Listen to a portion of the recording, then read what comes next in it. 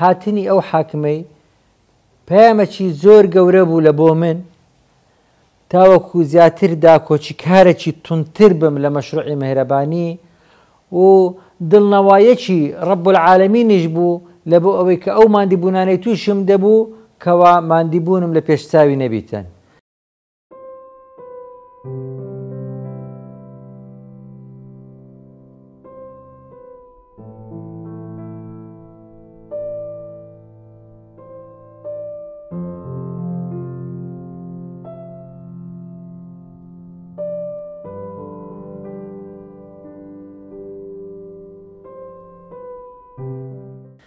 بسم الله الرحمن الرحیم.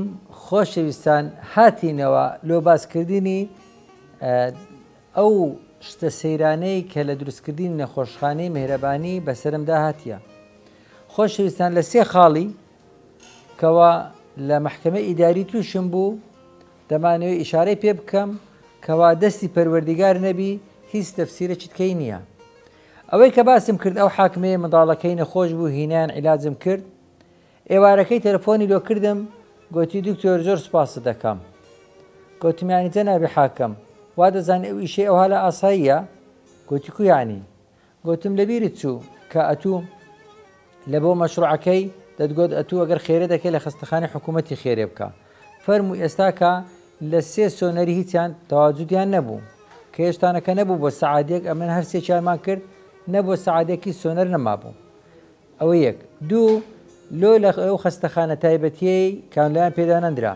سێ، لۆ گوتیان ڕیخە لە کۆرێ، ڕیخە لە کۆرە نەبوو. چار، لۆ لەو هەموو جەڕاحی لە شاری هەولێرێکە هاتیەک نەمن. پێنج، لۆ عیلاجەکەی باش بوو. شەش، بە چاوی خۆت دیتت کۆمەڵک پیرێژن و نەخۆش لە بەردەرکە عیادەم بوون و عیادەکەشم بە خۆڕایی بوو. نەدەگوت دکتۆر خێرێ ناکاتن، بە چاوی خۆت دیتت. چەندین خاڵیت کە ئایا ئەوە وا لە تو ناکاتن ئەتوی ببیە دیفاعکەرێک لە مەشروعی مهرەبانی؟ ئیدی لەو تەلەفۆنەیەوە برادەرایەتێکەمان بۆ برایەتی گوتی حەز دەکەم چی بە من بکرێ لە بۆت دەکەم. ئەمن دەمە جوندێکی مەچوو لە بۆ ئەو مەشروعەیە، ئەوەی بە من بکرێ لۆ دەکەم.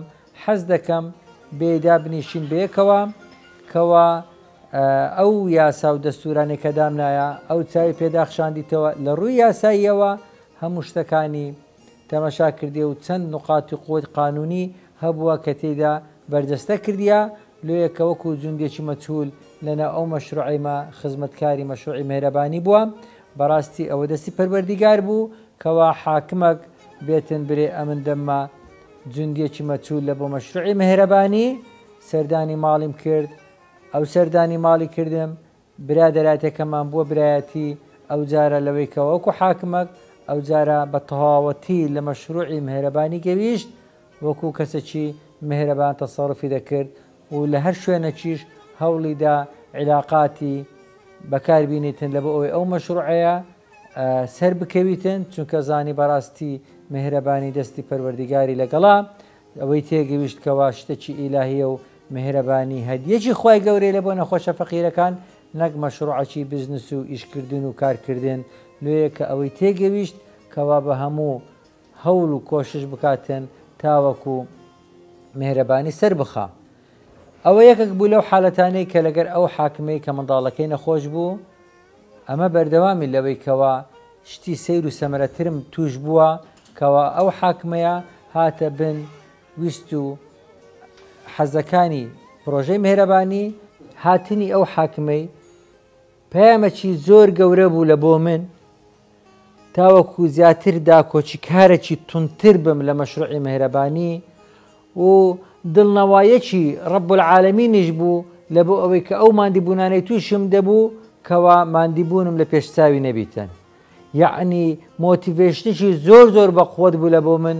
هەستم کرد کەوا خوای گەورە پشتیوانمە لەو مەشروعی مهرەبانی. خوای گەورە فێرمان دەکا لەمە حرەکەت لە خوای گەورە بەرەکەت. بەڕاستی ئەوە بەرەکەتی ڕەب العالەمینی بوو کەوا حاکمەک بە هەموو هێز و قووەتی بێتن پاڵپشتی مەشروعی مهرەبانی دەکا. هەرچەندە پێشتر ئەمن ئەو حاکمەم نەدیتی بوو، نەمدەناسی، هیچ عیلاقەکمان نەبوو، بەڵام بۆ هۆی حادیسەی نەخۆشکەوتنی مندارەکەی و چارەسەرکردنەکەی و ئەو قسانەی ئەم لە بۆم کرد بە تەواوەتی هاتە بن حەزی ویستەکانی پرۆژەی مێرەبانی لێیەکە هەوڵدان لە دەستەمەیە نەتیجەش عایدی خوایە دڵ سوڕاندنی ئەو کەونەیە هەموو بەدەستی خوای گەورەیە دڵنیا بن یەک گەڵا لە داری هەرناوەریتن بەبێ ئیزنی ڕەب العالەمین خوای گەورە ئاگاداری هەموو شتەکانە لێیەکە ئەوەی لەسەرتە بیکە ئەوەی دەیبی لێگەڕێ عایدی خوایە لە عەڵقەیدا بێ باسی حاکمەچکەتان لۆ دەکەم کەوا حاکمەکی زۆر بەرز بوو ئەوەی کەوا قەزەکەی من چوو بە شوڕای ئەو حاکمەیە کە ماجستێری دایتە ئەو حاکمەی کە قەزەکەی منی لەکنا لۆتان باز دەکەم بە پشتیوانی خوای گەورە.